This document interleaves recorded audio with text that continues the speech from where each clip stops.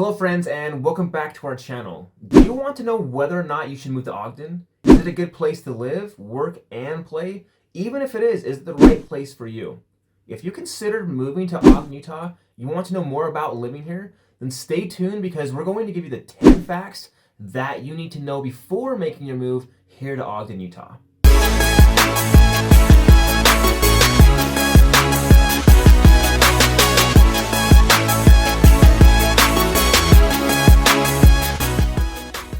If this is your first time to this channel and you want to know everything about living, eating, sleeping, working, and playing in Northern Utah, then subscribe below and tap the bell for notifications so you can be the first to know about the current market here in Northern Utah. We are Sloane and Kim Petersen with the Petersen Group. We've been in the real estate business for 10 years and every day we help people just like you looking to buy and sell in Northern Utah, and we absolutely love it. Whether you are moving in 9 days or 90 days, give us a call, shoot us a text, or send us an email. All the information is in the description below, so we can help you make that smooth move over here to Northern Utah in cities like Ogden. Okay, so fact number one, if you're thinking of making the move here to Ogden, Utah, is that the diversity score ranks 15 out of a possible 100. That's pretty low. That's so low.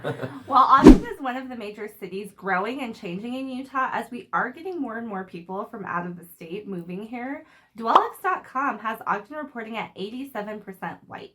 Something to keep in mind, though, is that Ogden is actually one of the more diverse cities in the state if you are considering moving to Utah. All right, and that brings us to fact number two, which is, of course, religion.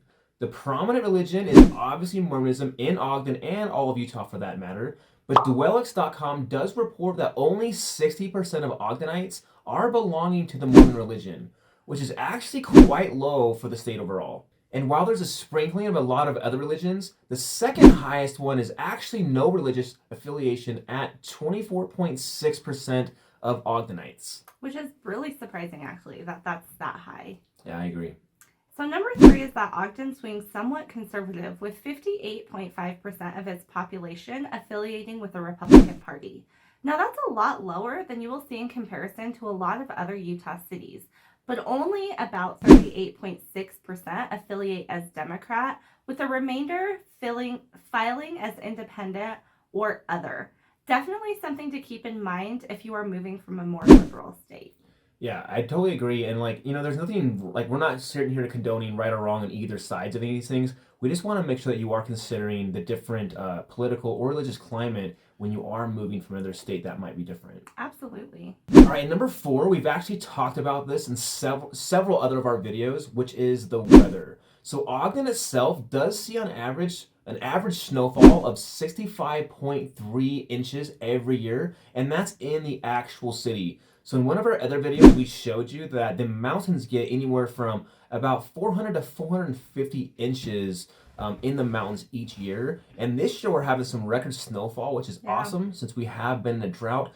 But one of our resorts over in the Salt Lake area in Alta already has recorded 450 inches, and it's only February, so we still have some snowfall here to come. And winter technically does last from December to February, but often does trickle into March and even April. We have even on some occasions seen snow all the way into June, which is really crazy because, even in May, right, you plant your flowers and your tulips, they come up for 1 or 2 days, and then the snow comes and kills them. But it is weird. We usually do get one snow pop later on during the year, but it's usually, obviously, it's quick, it melts quickly, and then it just turns into rain most times. And I have to say, there's nothing worse than continual snow when you're just ready for spring. Yeah, you keep getting your hopes up there. Like, here we go, here comes the spring activity. That last one we get, and we always, like Sloane said, we always get one every year, like in May usually, because it's always almost after we plant our flowers. It's like we're doing it, but we'll plant our flowers, we'll get that last pop, and that last pop is like the straw that breaks my back. I'm like, no more snow. Especially when it ruins the tulips and daffodils, because I love flowers and landscaping, and those don't come back, right? They're a one-time shot, so once they bloom, it's just over. So now you just have these foliage without any flowers on them. You have to just cut them down. So you have to, if you are going to plant flowers, I would plant flowers that are a mix of everything. So you have those coming up. All right, until we spring forward with the time change, most everyone does start and end their day in the dark, which is something that I've never really liked about Utah, and I'm sure like we probably experienced that other places in Utah, but it's definitely this part of the year. I hate just ending and starting in the dark all the time. It makes it hard to get up. Yes, that's for sure. It really does. Okay, so number 5, the alcohol laws. Now, this isn't just for Ogden, but for all of Utah. But I think obviously in more urban areas, you will find more bars. So it's good to know the alcohol laws as they are quite different from a lot of states. So a couple things. The legal limit here is under 0.05, which changed from the standard of 0.08 a couple years ago. So just make sure if you do like to have even a drink with dinner that you're getting a designated driver, whether that's a girlfriend, boyfriend, friend, Uber, whatever that looks like. Do not drive, even if you don't feel like you've had a lot to drink here in Utah. Another thing is the liquor stores are all state owned and you cannot buy wine or hard alcohol in grocery stores. Only beer, which has a much lower alcohol content than most other states. And every time we go to another state, I just have to go to the grocery store and just look at all the alcohol. I don't even purchase any of it. It's just crazy to see in the stores. Yes, man, we're actually not even big drinkers, but it's funny because I just like to go there and be like, wow, there's actually hard liquor or wine in the grocery store. You can even get hard liquor in gas stations in some of these states, which I'm like, wow, that's insane. Like, you can't get liquor anywhere besides a liquor store. Or like in Nevada, all those like to go, like you can get an yeah. alcohol beverage Growler to go. and I'm It's like, what? crazy. Yeah, that does not happen in Utah. And some of our like, what is that game place like Dave & Buster's, whatever. Yeah, so like in a lot of states, you can get drinks at Dave & Buster's and all that kind of stuff.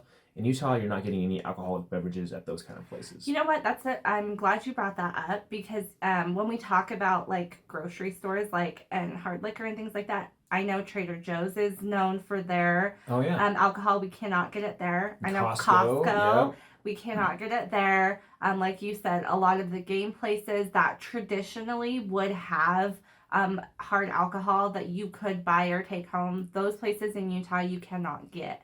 Yeah, alcohol. That's true. You know, I always remember seeing an advertisement for Cinemark, and you can actually get mixed drinks to your seat at the theater. Wine and stuff too. And that is not happening in anywhere in Utah. Yeah. Not Ogden, not anywhere. Right, and the last thing to note is that there is a distinct differentiation on bars and restaurants in Utah, and if you are a designated restaurant, a patron does have to order food to have a drink.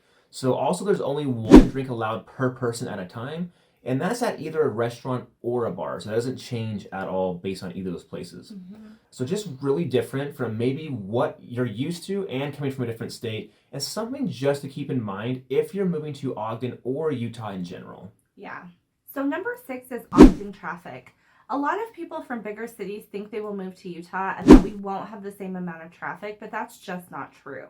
Ogden actually has a few major roads to different parts of the city and freeway access, but every thoroughway kind of intersects with areas that would cause major traffic. For example, one of our major roads, Harrison Boulevard, goes right through the College District and 2 of Ogden's biggest hospitals, so it gets pretty busy at peak times. Washington Boulevard takes you through downtown and commercial businesses, so again, gets super busy. So the traffic is still really heavy for the size of the city, and that's just something to keep in mind. If you think you're going to move to Utah and have less traffic, you're likely going to see the same amounts, if not a little bit more in some areas. Yeah, definitely. Our roads just aren't set up for that kind of infrastructure as much as well, just because we have grown so quickly. And one more thing I want to point out about Ogden traffic, this is a personal gripe for me, but we do have the most 50-mile-an-hour roads out of any city that I've seen personally in Utah, but nobody drives 50 on these roads. They're going 30, 35 miles an hour, so it's super frustrating, and in my opinion, is causing just unnecessary traffic. So that's my 2 cents.